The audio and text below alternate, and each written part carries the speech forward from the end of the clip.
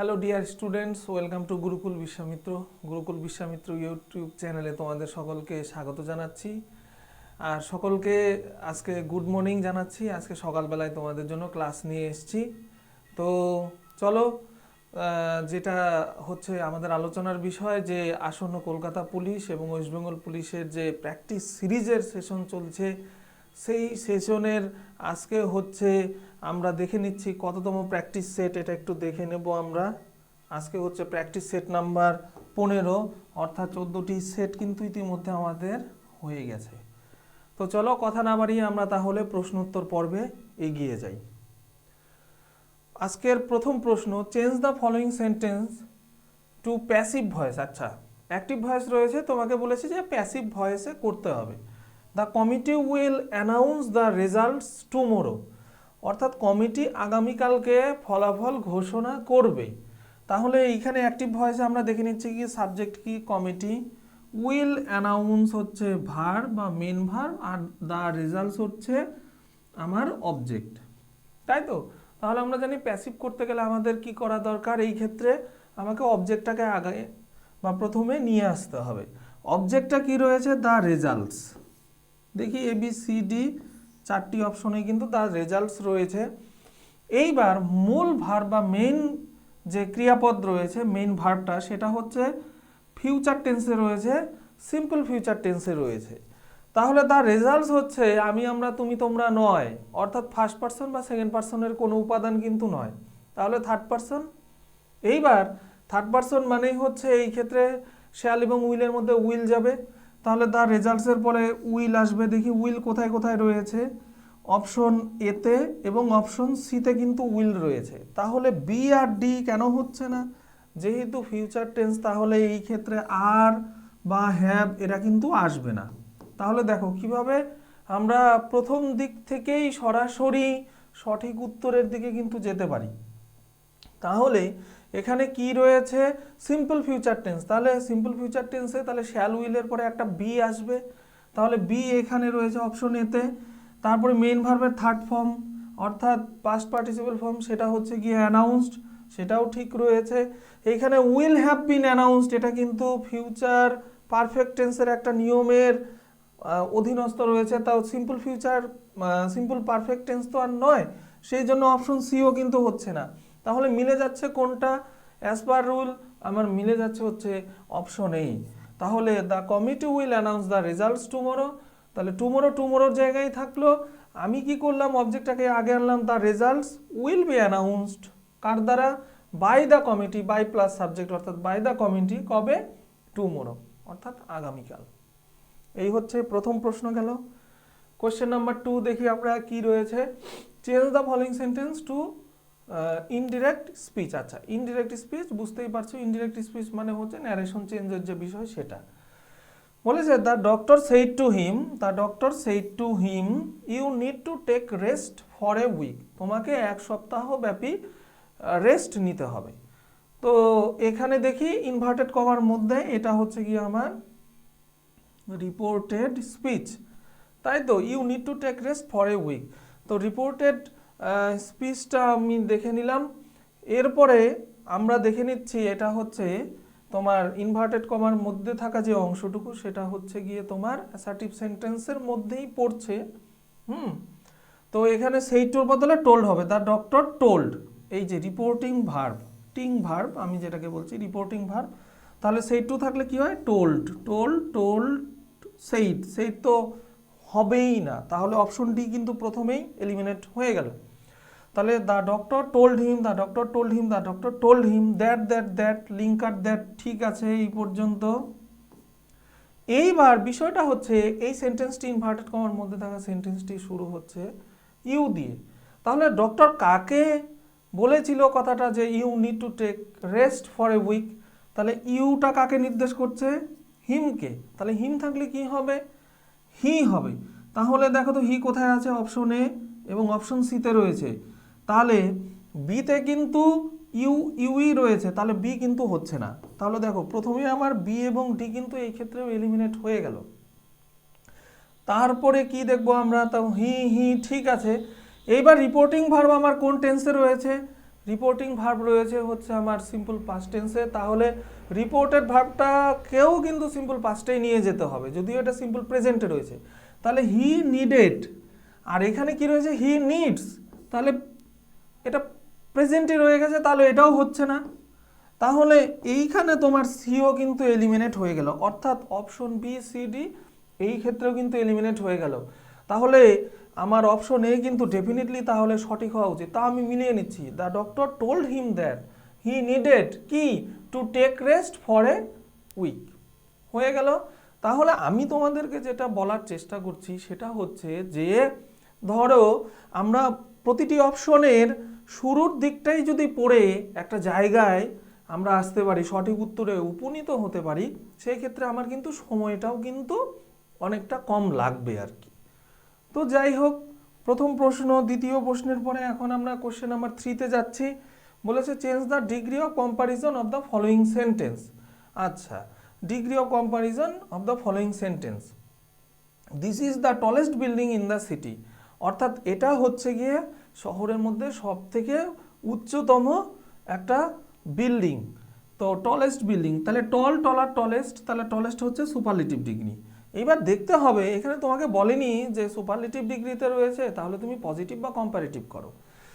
এইবার তাহলে দেখে নিতে হবে যে নিচের কোনটিতে পজিটিভ বা কম্পারেটিভ যেটাই থাকুক না কেন সেটা সঠিক বা শুদ্ধ আকারে রয়েছে। This building is taller than any other building in the city, তাহলে এটা কি হচ্ছে than any other building in the city, তাহলে টলার গেল। টলার তার মানে এটা হচ্ছে কম্পারেটিভ ডিগ্রি। এটাও হচ্ছে ইজ টলার, ইজ টল দেন, এটা হচ্ছে না। ইজ দ্য টলেস্ট, এটা তো হবেই না, কেননা আমার অলরেডি কিন্তু সুপারলেটিভ রয়েছে, তাহলে এই ক্ষেত্রে হচ্ছে না। অপশন সিতে কি বলেছে, this building is tall than any other building, is tall নয়, ইজ টলার হলে ঠিক ছিল, তাহলে এটাও হচ্ছে না। This building is taller than the buildings in the city, এটাও হচ্ছে না কিন্তু, ঠিক আছে। তাহলে এই ক্ষেত্রে কম্পারেটিভ করার নিয়মটা কি, দিস বিল্ডিং কার তুলনা হচ্ছে, বিল্ডিং এর তুলনা কিন্তু হচ্ছে, দিস বিল্ডিং ইজ কি টলার কার তুলনায়, ফ্রেজটা কি than any other building, than any other, than any other কি তুলনার জায়গা কি, building in the city, building in the city, building in the city. আবার বোঝার চেষ্টা করো, দিস বিল্ডিং ইজ কি মানে বিল্ডিংটি হয় কি, this building is taller than any other কি, দেন এনি আদার কার তুলনায়, than any other building in the city, তুলনার জায়গাটা বোঝো, মানে হচ্ছে তুলনার স্থানটাকে বোঝো। বিল্ডিং ইন দ্য সিটি মানে বিল্ডিংদের মধ্যে যে কার যে তুলনা, সিটি বা শহরে বিল্ডিং যতগুলো রয়েছে তার মধ্যেকার তুলনার জায়গাটার কথা কিন্তু এইখানে বলা হয়েছে। তাহলে অপশন এই কিন্তু এই ক্ষেত্রে তোমার সঠিক উত্তর। তো এটা একটা ডিগ্রি থেকে ভয়েস ন্যারেশনের পরে ডিগ্রি চেঞ্জ কোশ্চেন নাম্বার 3 কিন্তু গেল। এরপরে আমরা কোশ্চেন নাম্বার 4 দেখার চেষ্টা করছি। Choose the correct preposition to complete the sentence. তো এখানে কি বলেছে, অর্থাৎ প্রিপজিশন বসিয়ে শূন্যস্থান পূরণ। দেখে নাও, I have been waiting dash you for 2 hours, খুব সোজা কিন্তু, আমি 2 ঘন্টা ধরে তোমার ড্যাশ কিছু একটা অপেক্ষা করছি। তাহলে কি বলি আমরা, যে বন্ধু আমি তো তোমার জন্য গত 2 ঘন্টা ধরে অপেক্ষা করছি, বা 2 ঘন্টা ধরেই অপেক্ষা করিতেছি, এইরকম। তাহলে কার জন্য অপেক্ষা করছি, I have been waiting for, একদম এতে আর কোনো দ্বিমত থাকবে না, I have been waiting for you for 2 hours. আচ্ছা, আর একটা জিনিস, হ্যাভ বিন ওয়েটিং, তাহলে এটা কি, অবশ্যই প্রেজেন্ট টেন্স, কিন্তু প্রেজেন্টের কোন টেন্স, এটা প্রেজেন্ট পারফেক্ট কন্টিনিউয়াস টেন্স। আর এখানে পিরিয়ড অফ টাইম যেটা রয়েছে সেটা নির্দিষ্ট, তাই এখানে কিন্তু ফর বসলো, অর্থাৎ গ্রামারের ওই নিয়মটা একটু তোমাদেরকে বলে দিলাম, খুব সোজাই ছিল। তাহলে দাঁড়ালো I have been waiting for you for 2 hours. Preposition থেকে একটা প্রশ্ন, find the error in the sentence. আচ্ছা, খুব সোজা, কিছুক্ষণ আগেই বললাম, তোমরা বুঝতেই পারছো, অর্থাৎ ভুল বা এরর কিন্তু রয়েছে, তাহলে এররটা খুঁজে বের করতে হবে। He has been working hard since 2 hours, একদম একই প্যাটার্ন, কিছুক্ষণ আগেই বললাম যে এখানে পিরিয়ড অফ টাইম বা সময়ের যে ব্যাপ্তিটা সেটা কিন্তু নির্দিষ্ট অর্থে বলা হয়েছে, তাই কি হওয়া উচিত, তোমরা বুঝতেই পারছো যে হি হ্যাজ বিন ওয়ার্কিং, সে কাজ করিয়া চলিতেছে, হার্ড মানে কঠোর, মানে সে কঠোর পরিশ্রম করিয়া বা কাজ করিয়া চলিয়াছে, since 2 hours, since morning, since afternoon, since evening, এরকম হলে ঠিক ছিল। কিন্তু এখানে কি হওয়া উচিত, সিন্সের বদলে কিন্তু এইখানে যেটা হওয়া উচিত সেটা হচ্ছে ফর হওয়া উচিত, তাই তো? ফর না হয়ে কি হলো, সিন্স হলো। তো সিন্সটা এই ক্ষেত্রে ভুল, তার মানে তোমাকে যেহেতু বলেছে এরর রয়েছে, তাই অপশন ডিটাই কিন্তু তোমার সঠিক উত্তর, কেননা এই অংশটিতেই কিন্তু ভুল রয়েছে। তারপরে আমরা কোশ্চেন নাম্বার 6-এ যাচ্ছি। Choose the synonym of the word accurate. খুব সোজা, আমরা যে বলি যে একদম অ্যাকুরেট আছে জিনিসটা, একদম সঠিক, নিখুঁত, এইরকম বলেছে অ্যাকুরেটের সিনোনিম। তাহলে অ্যাকুরেট মানে কি, এক্স্যাক্ট, হ্যাঁ। অ্যাকুরেট মানে পারফেক্ট, মানে নিখুঁত, হ্যাঁ। অপশন সিতে বলেছে বোথ এ অ্যান্ড বি, অর্থাৎ উপরের দুটি, অর্থাৎ অ্যাকুরেট মানেও যা, এক্স্যাক্ট মানেও তা, পারফেক্ট মানেও তা, এইরকম। আর বোথ এ অ্যান্ড বি মানে হচ্ছে উপরের দুটোই, আর নান অফ দি অ্যাবাভ। তো নান অফ দি অ্যাবাভ তো হচ্ছেই না, বুঝতেই পারছো। তাহলে অ্যাকুরেট মানে এক্স্যাক্ট, আবার অ্যাকুরেট মানে পারফেক্ট, এই দুটো জিনিসকেই, মানে এই দুটো শব্দকেই নির্দেশ করে। তাই তোমার কিন্তু উত্তর হয়ে যাবে কিন্তু অপশন সি। তাই এই 6 নম্বর প্রশ্নের তোমার সঠিক উত্তর হয়ে যাচ্ছে অপশন সি, কেননা অ্যাকুরেট মানেও যা, এক্স্যাক্ট মানেও তা, এবং পারফেক্ট মানেও তা। এখানে যে প্রশ্ন সেট করা হয়েছে এবং অপশন যা রয়েছে সেই হিসাবে উত্তর কিন্তু তাই আসে। তারপরে আমরা দেখছি choose the antonym of the word vivid. এইবার অ্যান্টোনিম মানে তো বুঝতেই পারছো বিপরীত শব্দ। তাহলে ভিভিড মানে কি, সুস্পষ্ট, ক্লিয়ার, ট্রান্সপারেন্ট, একদম লুসেন্ট, এরকম। ভিভিড মানে সুস্পষ্ট। তাহলে যেটা সুস্পষ্ট নয়, অস্পষ্ট, সেটাকেই কিন্তু তোমাকে খুঁজে বের করতে হবে। তাহলে ব্রাইট মানে কি, উজ্জ্বল। ডাল মানে কি, ডাল মানে মন্দা, বেশ অস্পষ্ট অর্থেই হবে। ক্লিয়ার মানে কি, পরিষ্কার পরিচ্ছন্ন। আর রেডিয়েন্ট মানেও কি, বেশ ঝকঝকে, চকচকে, বেশ উজ্জ্বল, এই রকমটাকেই কিন্তু বোঝাচ্ছে। তার মানে ভিভিড মানেও যা, ব্রাইট মানেও তা, ক্লিয়ার ও তাকে নির্দেশ করছে, রেডিয়েন্টকেও নির্দেশ করছে। তাহলে ডালটা কিন্তু এর বিপরীত হচ্ছে, যেমন ডাল, মার্কি, MURKY, মার্কি, মার্কি ডাল, তাই তো? এইরকম। তাহলে ভিভিড মানে সুস্পষ্ট, এর ঠিক বিপরীত এইখানে যা অপশন রয়েছে সেই হিসাবে কিন্তু option B is the right answer. এবং ভিভিডের বিপরীত শব্দ হয়ে যাচ্ছে ডাল, বা আমি এখানে লিখে দিলাম মার্কি। বা ভেগ মানে অস্পষ্ট, এরকম, যেটা ট্রান্সপারেন্ট নয়। ঠিক আছে, কোশ্চেন নাম্বার 8-এ চলে আসলাম আমরা। Choose the meaning of the phrasal verb take off. খুব সোজা, আমরা জানি যে টেক অফ হচ্ছে উত্তরণ ঘটা, মানে উড্ডয়ন অর্থে যেটা আমাদের রয়েছে অ্যারোপ্লেনের ক্ষেত্রে। যেমন অ্যারোপ্লেন বা ফ্লাইট কি করে, ল্যান্ড করে, এবং যখন সে ওঠে আর কি ভূমিভাগ থেকে, সেটা তখন হচ্ছে টেক অফ করে।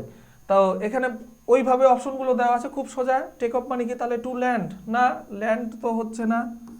তারপরে option C to take something off, কোনো কিছুকে উত্তোলন করা, সেটা কি হচ্ছে দেখে নিচ্ছি। টু বিগিন টু ইমপ্রুভ, অর্থাৎ হচ্ছে উন্নতি ঘটা, শুরু হয়, এরকম। নাকি টু স্টার্ট ফ্লাইং, অর্থাৎ উড্ডয়ন শুরু হওয়া। তাহলে অ্যাজ পার অপশন আমার অপশন বি কিন্তু সঠিক হয়ে যাচ্ছে, অর্থাৎ টেক অফ মানেও যা, টু স্টার্ট ফ্লাইং মানেও কিন্তু তাকেই নির্দেশ করছে। তাহলে একটা ফ্রেজাল ভার্ব থেকেও প্রশ্ন ছিল, সোজাই ছিল।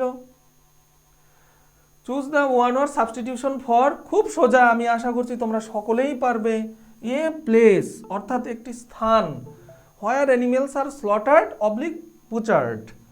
তো একটি জায়গা যেখানে পশুদেরকে, তাদেরকে হত্যা করা হয়, তাদেরকে কাটা হয়, মারা হয়, এইরকম মাংস প্রাপ্তির উদ্দেশ্যকে সাধন করিবার নিমিত্ত, এইরকম একটা বিষয়।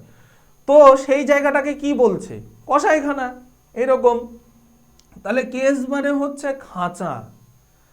অ্যাবাটোয়ের আমি আগে আসছি না। হাঁচ মানে হচ্ছে র্যাবিট, খরগোশ আদি, মানে খরগোশ এই জাতীয় যে পশুগুলো রয়েছে তাদের থাকার যে জায়গা, সেটা হচ্ছে হাঁচ। একটা কিন্তু মোবাইল যে কোম্পানি, আমি একটু বলে দিচ্ছি, মোবাইল কোম্পানি, সেই কোম্পানি বর্তমান যা নাম, আগে তার পূর্বে নাম ছিল হাঁচ। সেটা কি, সেটা হচ্ছে ভোডাফোন। ভোডাফোন কোম্পানির আগে কিন্তু নাম ছিল হচ্ছে হাঁচ। যাই হোক, কোম্পানির ব্যাপার, সেটা আলাদা বিষয়, আমি আর তাতে আর বেশি গেলাম না। বক্স মানে কি, বাক্স। তাহলে কেজ মানে কি? খাঁচা। হাঁচ মানে হচ্ছে এটাও পশু রাখিবার খাঁচা এরকম, আর বক্স মানেও হচ্ছে বাক্স। আর অ্যাবাটোয়ের, অর্থাৎ অ্যাবাটোয়ের মানে কি? অ্যাবাটোয়ের মানে হচ্ছে কসাইখানা। ঠিক আছে, অ্যাবাটোয়ের মানে হচ্ছে কসাইখানা বা পশু নিধন বা হত্যা করার জায়গা বিশেষ। তো one word substitution question number 9 এর সঠিক উত্তর হয়ে গেল অপশন কিন্তু বি। এরপরের প্রশ্ন আজকের দিনের বা এই 15তম প্র্যাকটিস সেটের আর কি last question. Choose the word with the correct spelling, অর্থাৎ সঠিক বানানবিধি যেখানে ফলো করা হয়েছে বা সঠিক শব্দ যেটাতে সঠিক বানান রয়েছে সেটাকে খুঁজে বের করো। Correct spelling reciprocal, choose the correct spelling. এখানে মনে হচ্ছে একটু ভুল হচ্ছে কোথাও, এখানে হওয়া উচিত যাই হোক ইনকারেক্ট স্পেলিং। ঠিক আছে, এটা একটু অ্যাড করে দিলাম, ইনকারেক্ট অর্থাৎ সঠিক নয় যে স্পেলিংটা। তো আমরা দেখে নিচ্ছি, তাহলে যেটা সঠিক নয় সেটাকে খুঁজে বের করতে হবে। রেসিপ্রোকাল, রেসিপ্রোকাল মানে হচ্ছে গিয়ে, চলো রেসিপ্রোকাল মানে কি? পারস্পরিক, পারস্পরিক। তারপরে ভলিউবল, ভলিউবল মানে হচ্ছে যে খুব টকেটিভ, খুব কথা বলে, বাচাল। এম্বারেসড মানে তো জানোই, বিব্রত হওয়া।